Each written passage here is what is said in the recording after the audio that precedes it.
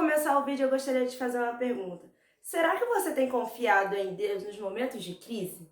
Em Josué, capítulo 1, do versículo 1 ao 9, Deus começa a falar para Josué que Moisés tinha morrido.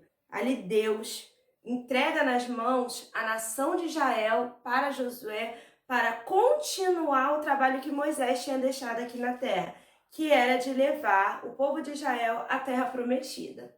A gente sabe que o povo de Israel ficou mais de 40 anos no deserto por causa dos seus pecados. Eles não entraram de primeira na terra prometida.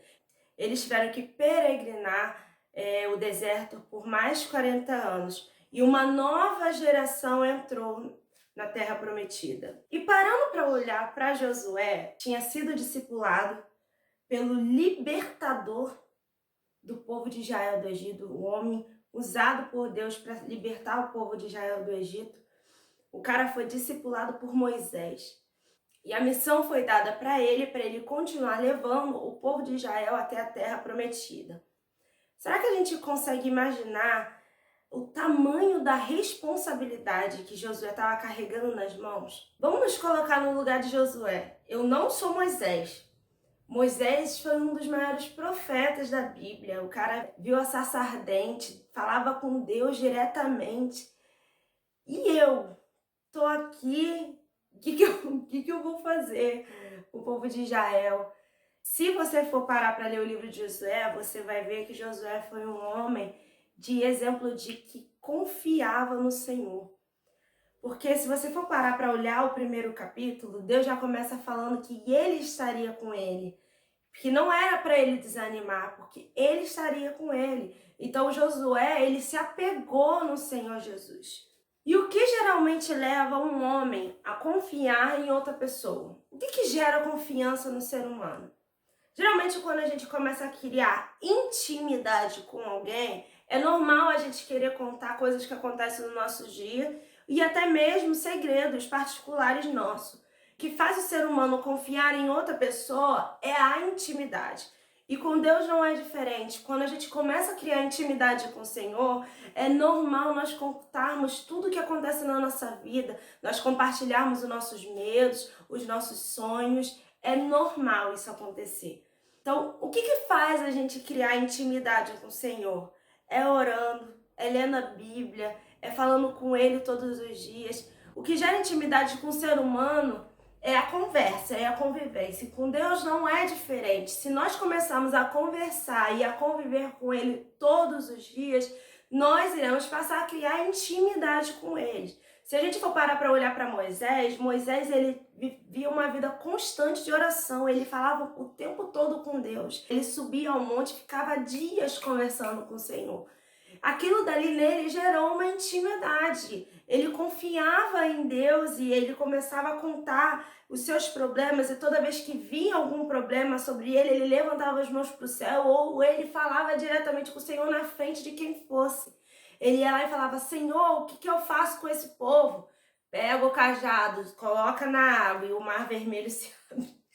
É a intimidade com o Senhor que faz você confiar nele. Quando você gera intimidade, você gera confiança. Assim como Moisés, Josué viveu momentos difíceis com o povo de Israel. O povo de Israel era um povo que murmurava muito, que questionava muito, que pedia muito. Eram pessoas difíceis de se lidar. Então Josué, ele passou por momentos em que o povo desconfiava dele.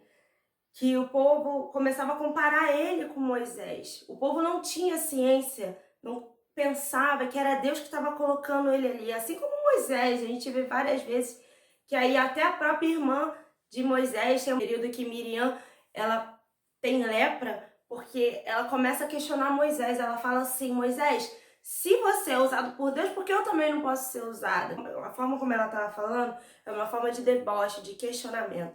Então, ali, ela pega a lepra. Então, se a própria irmã de Moisés questionou ele, não seria diferente com Josué. Então, Josué foi questionado pelo povo, o povo murmurava muito.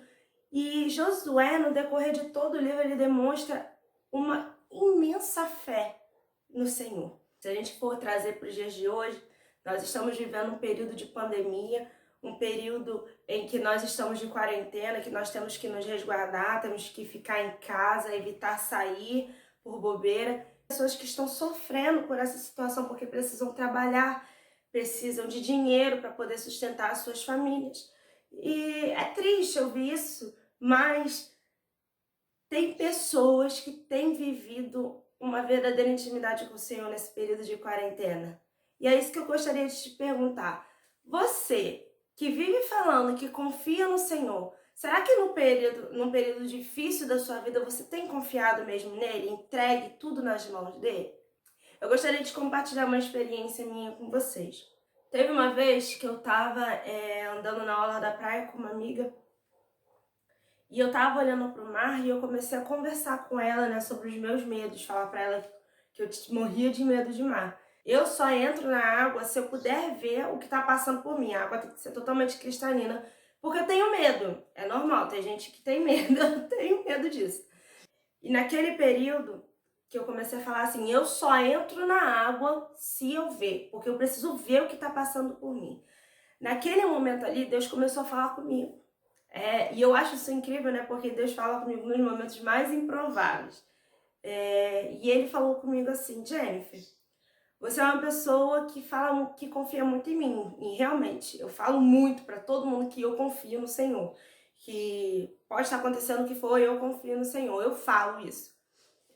Então ele me intimou e ele falou assim, Jennifer, você é uma pessoa que fala que confia muito em mim.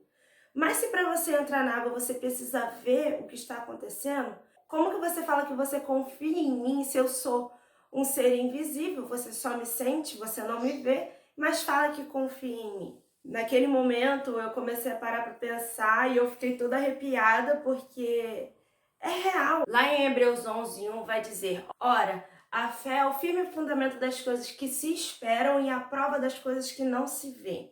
Então, para a gente confiar no Senhor, a gente precisa saber esperar, mesmo não vendo.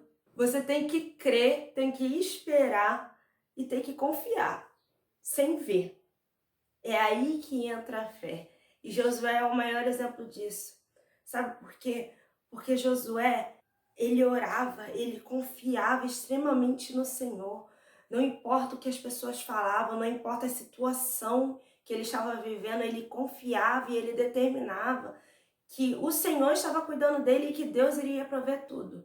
Ah, Jennifer, mas ok, eu oro, eu falo com o Senhor. E a oração, né, orar e ter ação, exatamente. Só que se você for olhar para Josué, você vai ver que quando ele orava, ele pedia estratégias para o Senhor. Ele não agia conforme o que ele achava.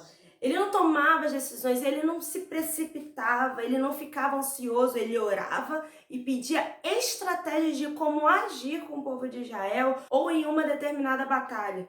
Ele orava e pedia estratégias. Será que você tem orado com confiança? Será que você tem pedido estratégias para o Senhor? Eu quero dizer aqui para vocês é o seguinte, aprenda a confiar no Senhor e aprenda a ter fé porque Ele pode tudo. Sabe o que falta na gente? É entender que Deus faz tudo da forma como Ele quer. Você pode pedir do seu jeito. Você pode pedir as coisas conforme o que você sonha. Só que Deus, Ele só vai realizar aquilo dali da forma como Ele quer.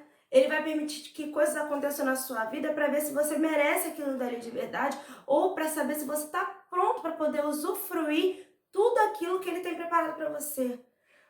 Se um pai tem prazer de realizar um sonho do seu filho, imagine Deus realizar os sonhos dele para você. O que a gente precisa entender é que Deus age da forma como Ele quer. E Ele tem um tempo determinado para todas as coisas. Então você precisa aprender a respeitar o tempo de Deus. Não fique ansioso, não fique precipitado. O vídeo da nossa amiga aqui, Débora, que fez um vídeo sobre precipitação, fala justamente sobre isso. De você aprender a depositar a sua confiança e a respeitar o tempo de Deus na sua vida.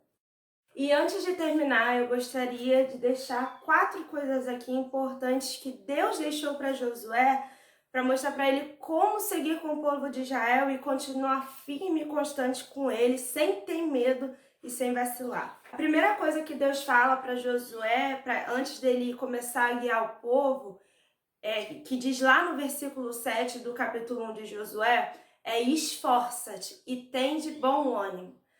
Não adianta você sonhar e você começar a ver as coisas não andarem da forma como você quer e você começar a desanimar. Então, esforça-te, não desista, continua se esforçando, continua lutando para aquilo que você quer e para aquilo que Deus quer para sua vida, e não desanime por mais que as coisas digam que não. Não desanima, continua perseverando. A segunda coisa que Deus falou para Josué, lá ainda no versículo 7, é para ele não se desviar. Não se desvie dos propósitos que Deus tem para a sua vida. Não se desvie nem para a direita e nem para a esquerda, mas continua andando nos caminhos do Senhor. A terceira coisa que Deus deixou para Josué, que se encontra lá no versículo 8, e não se aparte da tua boca o livro desta lei. O que significa? Toda vez que você tiver dúvida, procure a Bíblia, procure o Senhor. Não vai se guiando nas suas próprias teorias ou no que você acha, ou por causa de um conselho de alguém. Determine todas as coisas na sua vida baseado naquilo que Deus deixou, que é a palavra dele. Toda vez que você tiver alguma dúvida, procure na Bíblia, peça orientação ao próprio Deus, porque são os sonhos dele para a tua vida. A quarta e última coisa que Deus deixou para Josué se encontra lá no versículo 9. Não te mandei eu, lembre-se de quem está te enviando. Isso aqui é muito forte, porque você não pode se esquecer de quem está enviando você para as suas batalhas, quem está sonhando os sonhos para você, quem te prometeu as coisas. Não se esqueça que é o Senhor que tem preparado todas as coisas para a tua vida. Não se esqueça que é Ele que permite tudo acontecer na sua vida, seja coisas boas ou sejam coisas ruins. Mas também entenda que tudo isso é necessário para te ver amadurecendo e crescendo e para fazer você usufruir muito melhor os planos e sonhos que Deus tem na tua vida. Amém? Eu espero que você tenha gostado dessa palavra. Se você gostou, deixe seu like, curte, porque assim o YouTube entende que você gostou do vídeo e começa a divulgar para um número maior de pessoas aqui no YouTube. E também compartilhe com seus amigos, com a sua família. Aqui em cima no card vai ter todos os outros vídeos que nós já postamos aqui no nosso canal. Se inscreve, é um botãozinho vermelhinho que tem aqui do lado. É só você apertar lá, se inscrever e também ativa o sininho, porque aí o YouTube vai te avisar toda vez que tiver um vídeo novo aqui no canal.